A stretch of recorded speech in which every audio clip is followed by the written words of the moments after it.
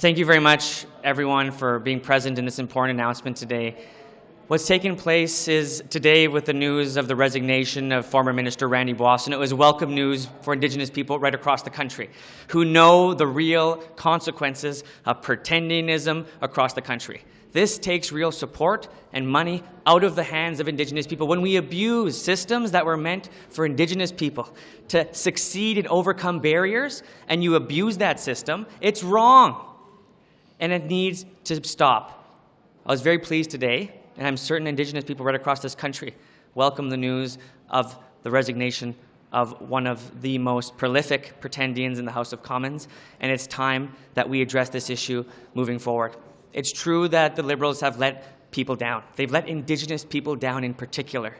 When we look to this place, the House of Commons, for leadership, when we're looking to our fellow leaders for leadership, it pains people to know that they've been lied to, that they've been let down, and in many cases, the people of Edmonton Centre are embarrassed. This isn't the conduct that our country deserves. Canadians deserve so much more. We have one of the greatest opportunities in the planet to create something really special here in North America. We can honor the treaties, we can honor reconciliation, we can honor First Nations, Métis, and Inuit, but it takes real action and it takes real concrete steps that when Indigenous people are abused or the programs that are meant for them are abused, that we have the strength as a country to end it. Without the actions taken today, this issue of pretendians continuing to benefit off of Indigenous people will only get worse. This is a clear signal to pretendians across the country. If you pretend to be Indigenous for the purpose of accessing Indigenous benefits, funding, or prestige, you will be found out. We will find you. We will ensure that your reputation and the benefits you've received from pretending to be Indigenous are removed. It's unfair for so many Indigenous people that have done everything right. It's time that Indigenous people get more justice, and this is the time to do it. Thank you so much. I'm happy to take questions. Mr. Desjarlais, does this make it easier for your party to support the government on other votes, or does it make it harder because of how egregious you think this breach is? We're going to go vote by vote no matter what happens. The business of Parliament, when things are tabled there, are going to be programs that a lot of people fought for and programs that New Democrats fought for. Should those come to a vote at the House of Commons, we're going to review that legislation, we're going to review those principles, we're going to review that budget and make a decision based on that, the merit of the actual thing tabled. We won't make any decision based on what's in front of us simply because the Liberals have problems keeping high standard of ethics in their own party. So you have no problem, though, supporting the Liberals on future votes? I have to see those votes first before I know whether I would support them or not. We have to know what the language is in order to vote yes or no. If you like the policy, if the you policy, don't dislike the Liberals enough to vote against it. I dislike the Liberals enough to vote against bad policy. Right. But I like a government that produces good policy.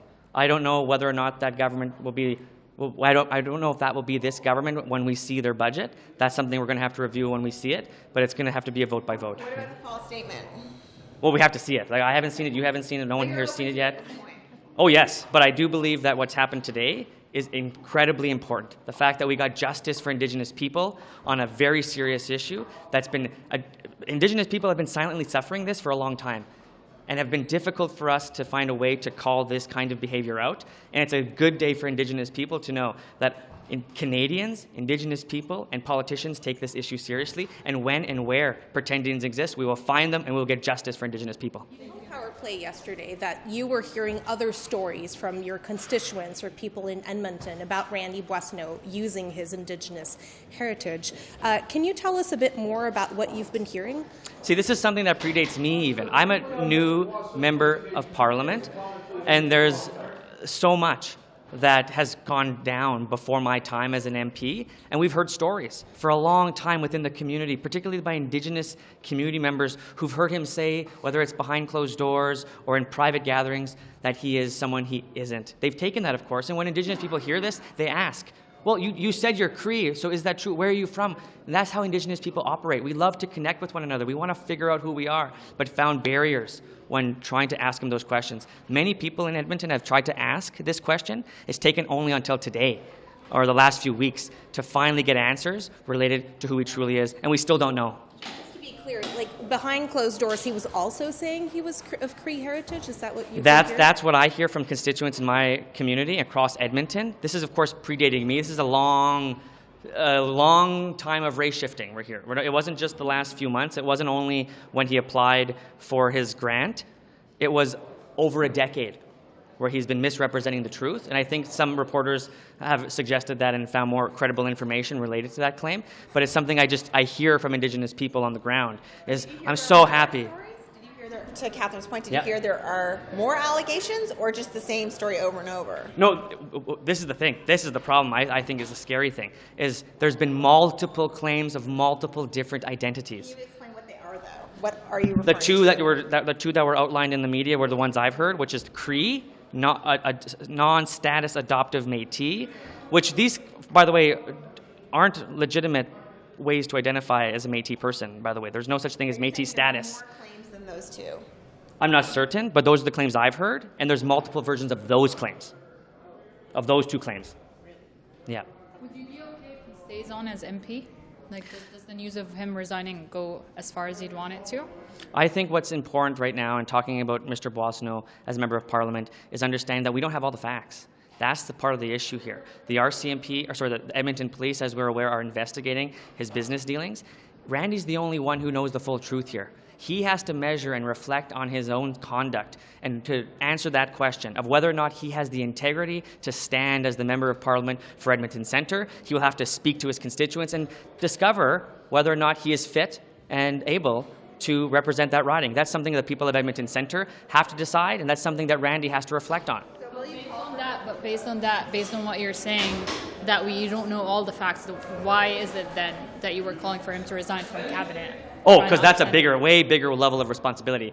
To be a minister in this country, to be a cabinet minister, means to have your direct opinion and power over or influence over the levers of power. To be a backbench MP in the Liberal Party, you never hear of them. You'll never even know they exist, and that's what he's about to become. But in that time, he should reflect deeply as to what is true. The fact that he has perceptions of conflict of interest is simply enough to remove a minister. The fact that he's being investigated multiple times is something now that he has to reflect on, and he has to decide whether or not he should stand as the Member of Parliament for Edmonton Centre. What was the tipping point for you then to call for his resignation? The tipping point came when we had revelations of serious criminal misconduct. We know that the Edmonton Police in my city are currently investigating his former business dealings. This is something I hadn't known last week. That is incredibly concerning to me, that the top police officials in my city are investigating criminal instances of businesses he is directly part of. That alone merits a minister resigning.